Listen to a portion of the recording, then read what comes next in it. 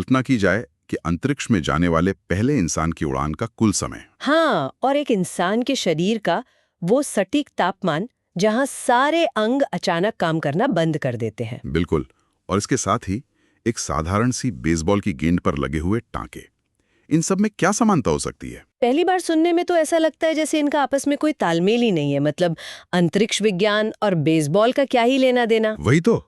लेकिन अगर ये कहा जाए कि इन सब में एक ऐसा रहस्य छिपा है जो हजारों साल पुराने मंदिरों और पवित्र ग्रंथों से सीधा जुड़ता है, तो शायद ये किसी विज्ञान कथा जैसा लगे। पर ये सच है। और आज की इस गहन चर्चा में एक ऐसे ही विषय का विस्तृत विश्लेषण किया जा रहा है। सही कहा। आज का पूरा ध्यान सिर्फ एक संख्या पर केंद्रित है, और वो संख्या है 108। मतलब ये कोई साधारण गणितीय अंक नहीं है। बिल्कुल नहीं। ये एक ऐसा अदृश्य सूत्र है जो धर्म, वास्तुकला, मानव शरीर, विशाल ब्रह्मांड और आधुनिक विज्ञान को एक साथ आपस में जोड़ता है। और इस विषय की गहराई में जाने के लिए आज जिस मुख्य स्रोत का उपयोग किया जा रहा है वो है अनीता अरविंद सराफ द्वारा प्रदान किया गया गायत्री चैतन्य। हाँ, इस अद्भुत ज्ञान कोश में 108 के सार्वभौमिक महत्व को बहुत ही विस्तार से समझाया गया है। यह सिर्फ तथ्यों की एक सूची नहीं है। नहीं, बिल्कुल नहीं।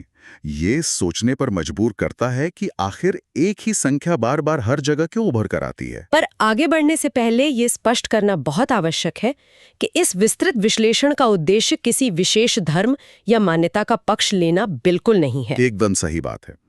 इस चर्चा में पूरी तरह से निष्पक्ष रहकर गायत्री चैतन्य में दी गई जानकारियों को केवल एक विश्लेषणात्मक नजरिए से सामने रखा जा रहा है, ताकि अनीता अरविंद सर्राफ द्वारा संकलित किए गए इन चौंकाने वाले तथ्यों को वैज्ञानिक और ऐतिहासिक दृष्टिकोण से समझा जा सके। अगर इसे एक उपमा के जरिए समझा जाए तो ऐसा लगता है जैसे किसी के हाथ में एक ऐसी मास्टर की आ गई हो जो एक ही झटके में प्राचीन मंदिरों के रहस्य, अंतरिक्षयान की तकनीक और गणित की जटिल किताबों के ताले खोल सकती है। 108 बिल्कुल वैसी ही मास्टर की है। ये मास्टर की वाली उपमा इस विषय के लिए एकदम सटीक है, क्योंकि जब अलग-अलग क्षेत्रों के दरवाजे खोलने की कोशिश होती है तो यही एक चाबी हर ताले में फिट बैठती है। तो इसी मास्टर की का उपयोग करते हुए सबसे पहले उस क्षेत्र का दरवाजा खोलते हैं जहां 108 सबसे अधिक दिखाई देता है। मतलब हमारी धार्मिक परंपराओं और मान्यताओं में। सही। हाँ, बिल्कुल।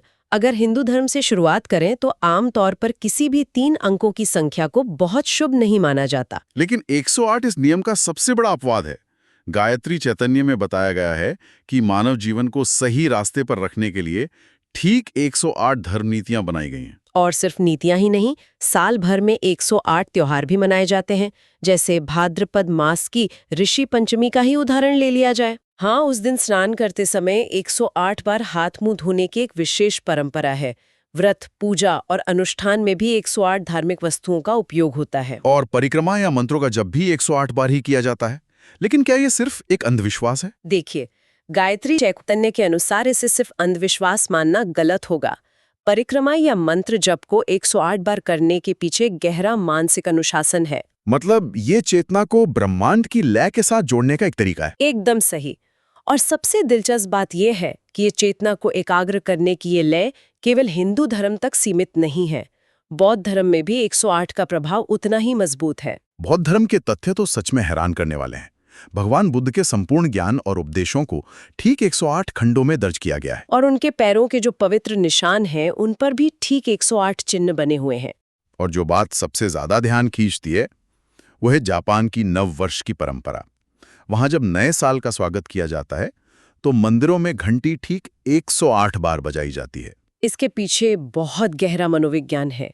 बौद्ध दर्शन ये मानता है कि मानव मन को 108 प्रकार की सांसारिक इच्छाएं घेर कर रखती हैं। यानी घंटी की हर एक ध्वनि को एक सांसारिक इच्छा से मुक्ति का प्रतीक माना गया है। बिल्कुल। और सिर्फ जापानी नहीं, चीन के शाओलिन मार्शल आर्ट्स का उदाहरण भी बहुत प्रासंगिक है। शाओलिन कुंगफू में ठीक 108 मुद्राएं सिखाई जाती हैं। अरे वाह! और सुना है कि भगवान बुद्ध की 108 आकृतियों को एक छोटे से अखरोट पर उकेरने की कला भी है, जिसे अत्यंत शुभ माना जाता है। हाँ, और तिब्बती बौद्ध भी 108 मोतियों की माला का उपयोग करते हैं। उनके पवित्र ग्रंथों की संख्या भी 108 है।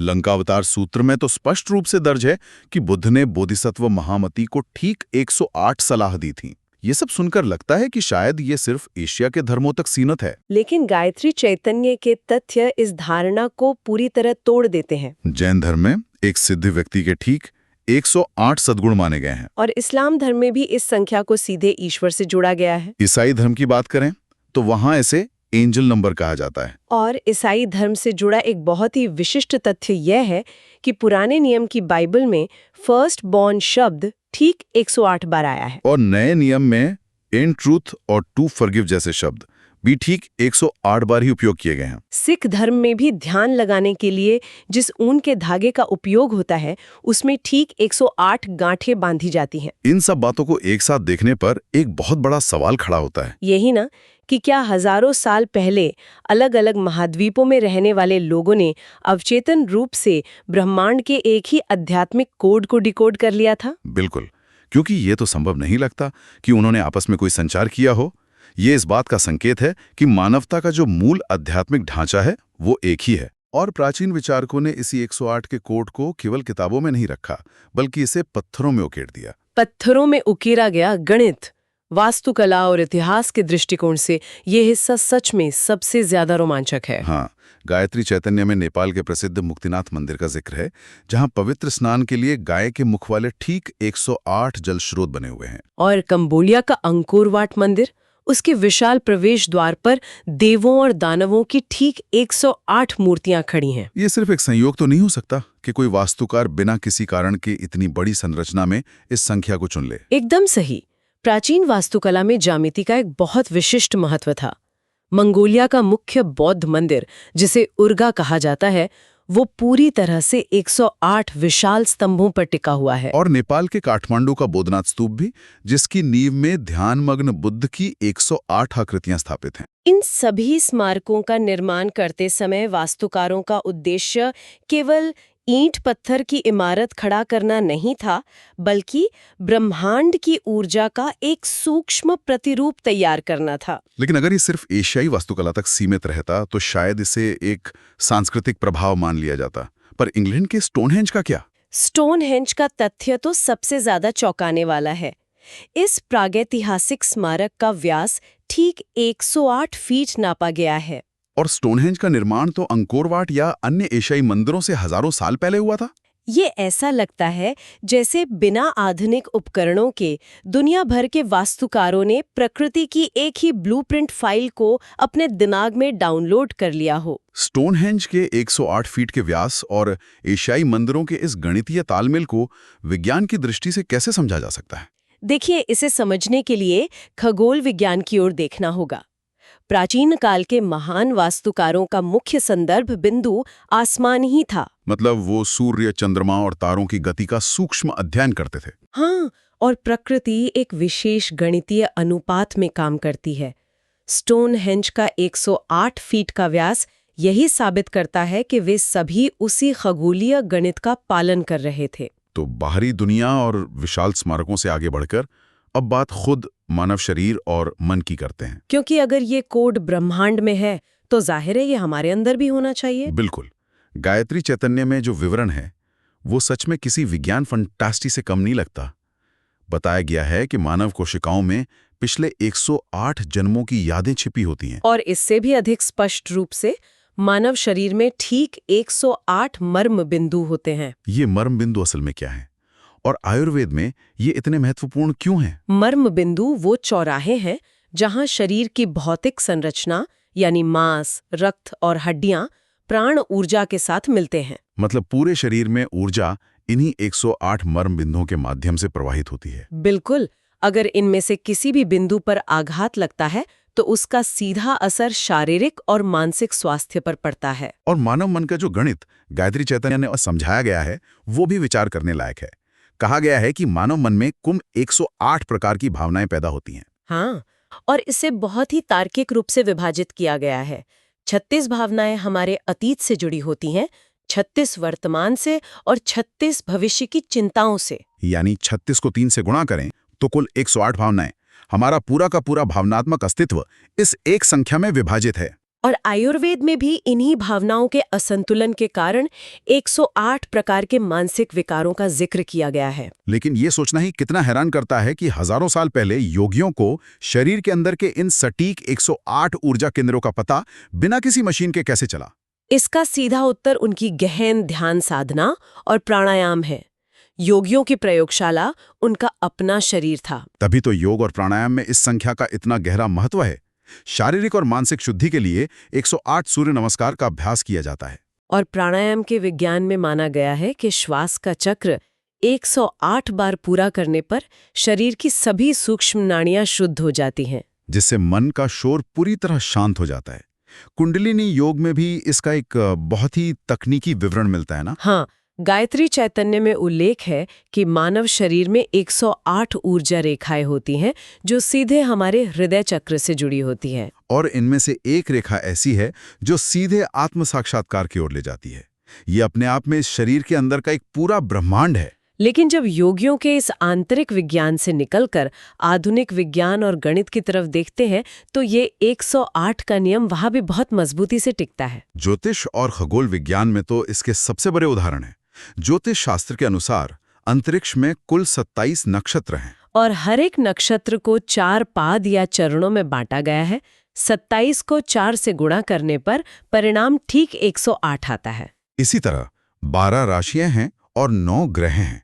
12 को 9 से गुणा किया जाए तो भी 108 ही मिलता है। चीनी ज्योतिष में 108 शुभ नक्षत्रों का उल्लेख है जो भाग्य निर्धारण में महत्वपूर्ण भूमिका निभाते हैं। और गायत्री चैतन्य का एक और तथ्य यह है कि एक इंसान अपनी 108वीं आयु में जाकर ही सभी ग्रहों की महादशाओं को पूरा करके पूर्णत्व प्राप्त करता है। विज्ञान और ज्योतिष का एक अद्भुत संगम चांद और चांदी के उदाहरण में भी देखने को मिलता है।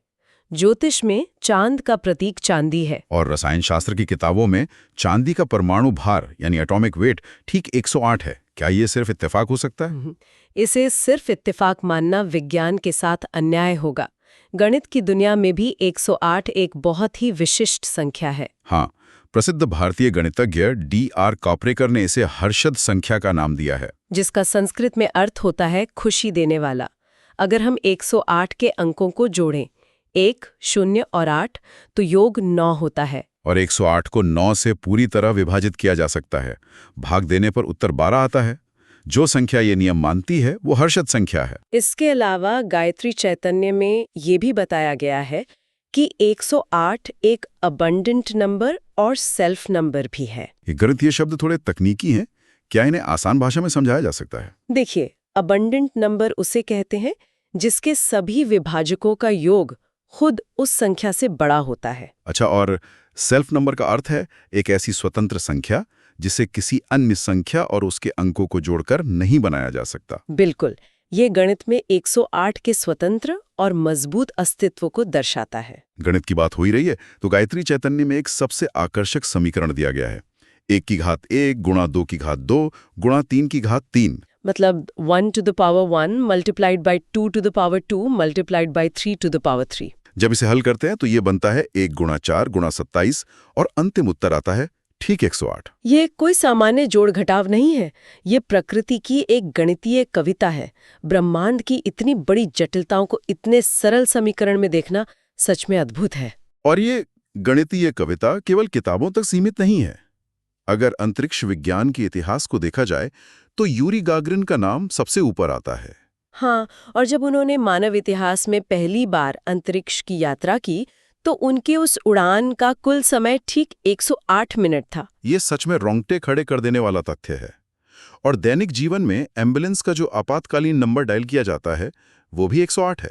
संचार तकनीक में FM रेडियो की अधिकतम फ्रीक्वेंसी सीमा ठीक 108 मेगाहर्ट्ज होती है। और सबसे बड़ा तथ्य जो शरीर से जुड़ा है वो है गायत्री चैतन्य बताता है कि अगर मानव शरीर का तापमान 108 डिग्री फ़ारेनहाइट तक पहुंच जाए तो सभी अंग काम करना बंद कर देते हैं। क्योंकि यह तापमान मानव शरीर के भौतिक अस्तित्व की अंतिम सीमा है। इस तापमान पर प्रोटीन टूटने लगता है। शरीर का जो तंत्र 108 ऊर्जा बिंदुओं पर काम कर रहा था वो 108 डिग्री पर पूरी तरह से विफल हो जाता है। प्रसिद्ध खेल बेसबॉल की गेंद में लाल धागे से जो टांके लगाए जाते हैं उनकी संख्या भी हमेशा 108 होती है। अब इन सब बातों को एक साथ रखकर विचार किया जाए। एक बेसबॉल की सिलाई, यूरी गागरिन का 108 मिनट का सफर या शरीर के तापमान की सीमा, क्या ये सब सिर्फ एक संयोग हो सकता है? विज्ञान इसे संयोग नहीं मानता। ये ब्रह्मांड की एक छिपी हुई लय है।